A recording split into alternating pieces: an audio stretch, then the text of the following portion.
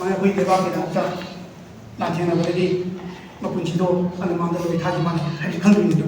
ꯑꯗꯣ ꯉꯁꯤ ꯑꯩꯈꯣꯏꯅ ꯈꯪꯗ꯭ꯔꯤꯁꯦ ꯃꯁꯤ ꯇꯧꯗꯕꯁꯦ ꯁꯤꯅꯅꯤ ꯍꯥꯏꯕꯁꯦ ꯑꯩꯈꯣꯏꯅ ꯊꯝꯖꯅꯤꯡꯕ ꯍꯥꯏꯇꯥꯔꯦ ꯑꯗꯨꯅ ꯑꯩꯈꯣꯏꯅ ꯒꯚꯔꯟꯃꯦꯟꯗ ꯍꯥꯏꯖꯅꯤꯡꯉꯤꯁꯦ ꯑꯩꯈꯣꯏ ꯏꯟꯗꯤꯌꯥ ꯒꯚꯔꯟꯃꯦꯟꯗꯁꯨꯅꯤ ꯍꯧꯖꯤꯛꯀꯤ ꯑꯩꯈꯣꯏ ꯃꯇꯝ ꯑꯃꯗ ꯃꯅꯤꯄꯨꯔꯁꯦ ꯇꯣꯉꯥꯟꯕ ꯑꯩꯈꯣꯏꯒꯤ ꯀꯤꯡꯗꯝ ꯑꯃ ꯑꯣꯏꯖꯔꯝꯃꯒꯁꯨ ꯍꯧꯖꯤꯛꯇꯤ ꯑꯩꯈꯣꯏ ꯏꯟꯗꯤꯌꯥꯒꯤ ꯐꯤꯕꯝ ꯑꯃꯗ ꯆꯜꯂꯕꯅꯤꯅ ꯑꯩꯈꯣꯏꯒꯤ ꯅꯤꯡꯇꯝ ꯂꯥꯟꯁꯦ ꯏꯟꯗꯤꯌꯥꯒꯤ ꯑꯣꯏꯕ ꯅꯤꯡꯇꯝ ꯂꯥꯟ ꯑꯃ ꯑꯣꯏꯔꯕꯅꯦꯕ ꯑꯩꯈꯣꯏꯒꯤ ꯈꯨꯂꯨꯝꯊꯣꯏꯁꯦ ꯏꯟꯗꯤꯌꯥꯒꯤ ꯐ꯭रीडम ꯐꯥꯏꯇꯔ ꯑꯣꯏꯔꯕꯅꯦꯕ ꯑꯗꯨꯅ ꯅꯦꯁꯅꯦꯜ ꯂꯦꯚꯦꯜꯗ ꯏꯟꯗꯤꯌꯥ ꯒꯚꯔꯟꯃꯦꯟꯅ ꯃꯁꯤ ꯁꯛ ꯈꯪꯕꯤꯕ ꯑꯃ ꯆꯪꯉꯤ ꯍꯧꯖꯤꯛ ꯍꯣꯏ ꯃꯥꯎꯟ ꯃꯅꯤꯄꯨꯔꯗꯤ ꯊꯣꯟꯕꯤꯔꯦꯀꯣ ꯑꯗꯨꯒꯁꯨ ꯃꯥꯎꯟ ꯃꯅꯤꯄꯨꯔ ꯊꯣꯟꯕꯁꯤꯅꯗꯤ ꯏꯅꯐ ꯑꯣꯏꯗꯦꯕ स्कूल कॉलेज की सिलेबस याहल्लगा अꯉꯥꯡ पुनमक खंगनबसे मियाम पुनम खंगनबसे मासी याम मथौ ताय अदो खंगनबा इसे जिगी सिलेबस याहनबा प्लस हाइबे एग्जाम डेसे सही की ओइना कमेमोरेटिव फंक्शन से सबसे पांथोकम संगी से यागी से नाउ को हम पता चले अखोई नगांगी कनलदा बाथोलदा अखोई पुसरे अखोई नसी कौशरीबा यागी से नाउ पुसरी से मणिपुर की हिस्ट्री होइबा पाफम अमा मरुई पाफम अमा एग्जाइटी हाइन खंगनबा अदुगा अमसुं अंडमान लोइथागिबा ओइगा मणिपुर थौबा अदुगोइबो निंचिंबगी फुलम मिनना मखोई बायोग्राफी से पुंसी वारी से एजुकेशनल करिकुलम दा सिलेबस ता याहनबा मसिगी मुतांगनी बिन कोचरी से करी मरम की दमा कोइना एग्जाइटी हैदना स्टेट लेवल दा पांथोकगी मथुक तारे अमसुं मखोई वारी से अखोई स्कूल कॉलेज के सिलेबस ता याहल्लगा अहाम याम तमबगी मथुक तारे करी गिनो हाकितन आई याम हमदा संगन मथुम जगे अखोई को मन खंगी लिसिनमगा सनिपान मौद्रामा थोइबा अखोई मणिपुर दा लोइलम छंदोबा अखोई ब्रिटिश एम्पायर ना अखोई मणिपुर की सोवरेनिटी से सिनरगला नारखरे लानदुगी मखा तारपदा मयाम अखोई सिग्रे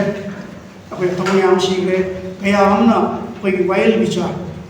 करम वाइल विचार नमफुगी वाइल विचार अदुगा लोगी कनो यावदबा कांगोन यावदबा अखोई कनो खरा पुथुआगा मखोइबु अंडमान लोई थाकी खरा हमना सिलेद फर्सी तोके सही चामा कुंचामा होग्रे अदुबु ngasi बौदा हाइरिबा अंडमान लोई थाकीबा मखोइ कुंतोइसे ममा लेबाकु अखोइगी निंगतम थमनब होनबदा थवाइन कुंथा पीदना लामहमदा चंगदना लांथेनगिबा अदुबा अथौबसिंगसे ngasi बो अखोइगी मियामना ngasi वक्सक खंगदे मखोइदा मसे अखोइना याम चौबा हिस्टोरिकली इनजस्टिस अमा मोरली इनजस्टिस अमा ने हाइबसे अखोइगी वखलदा हौजे मियाम होइदमनि अखोइ मणिपुर दा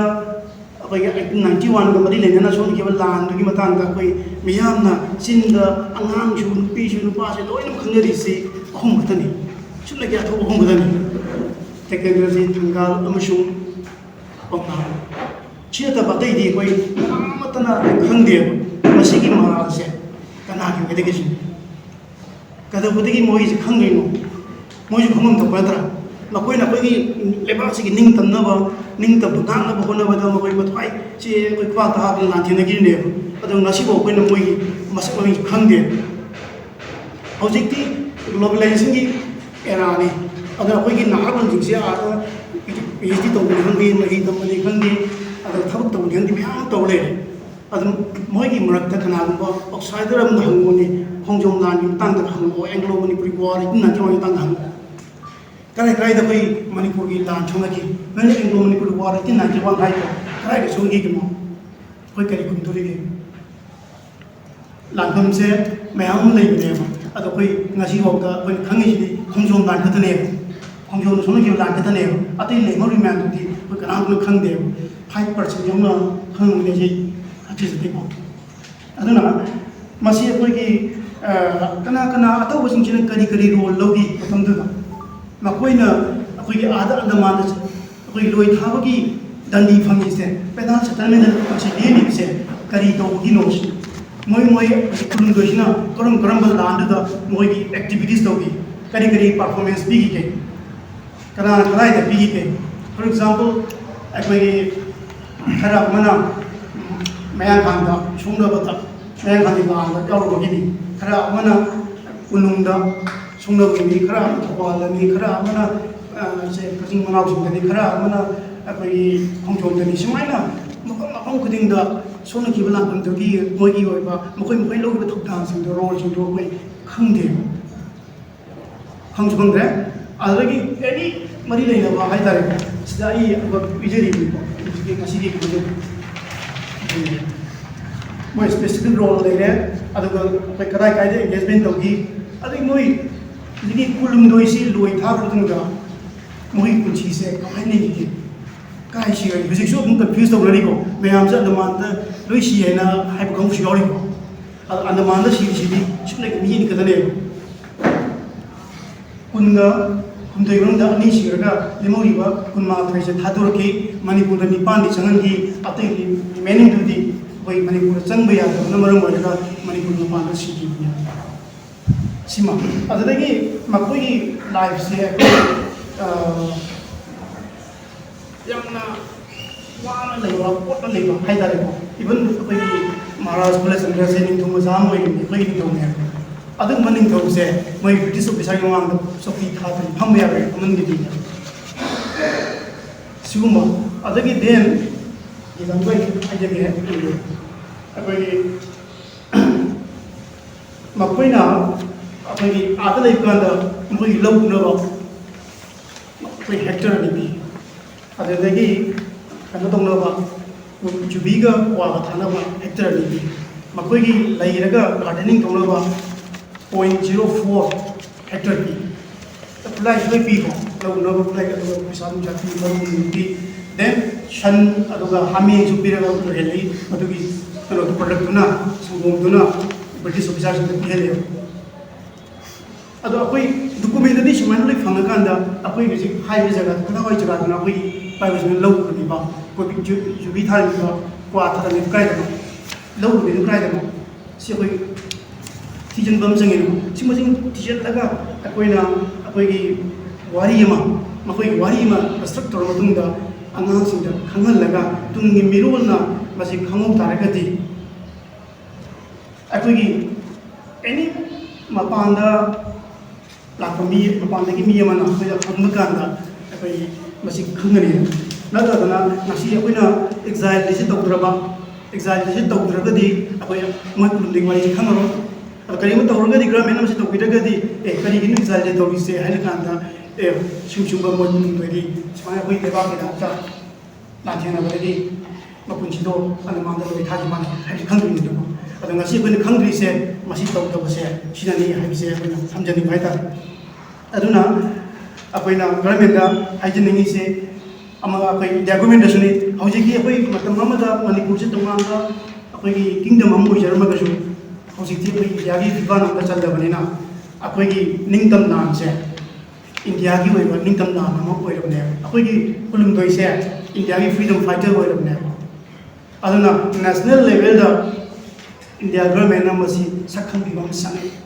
hauji boi maum manipur li thom bi de ko adu ro man manipur thom basne ina koi de school college di syllabus di awal laga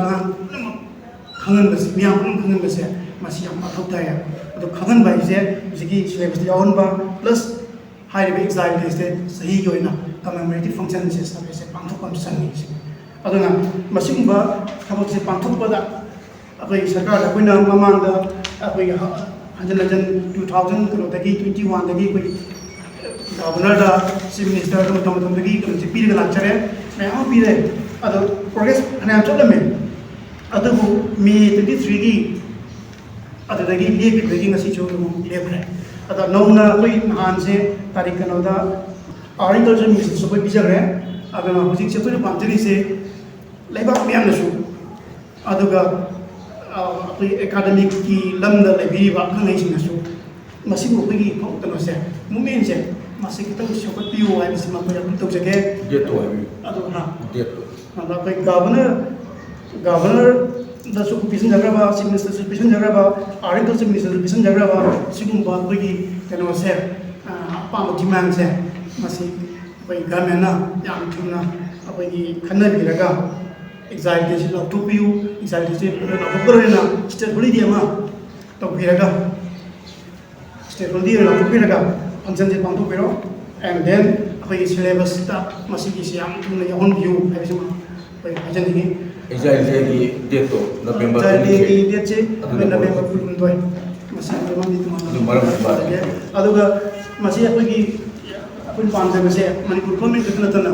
India ꯒꯣꯔꯃꯦꯟꯁꯨ ꯌꯥꯎꯍꯟꯖꯅꯤꯡꯕ ꯍꯥꯏꯇꯥꯔꯦ ꯃꯔꯝꯗꯤ ꯃꯁꯤ ꯍꯧꯖꯤꯛꯇꯤ ꯅꯦꯁꯅꯦꯜꯒꯤ ꯑꯣꯏꯕ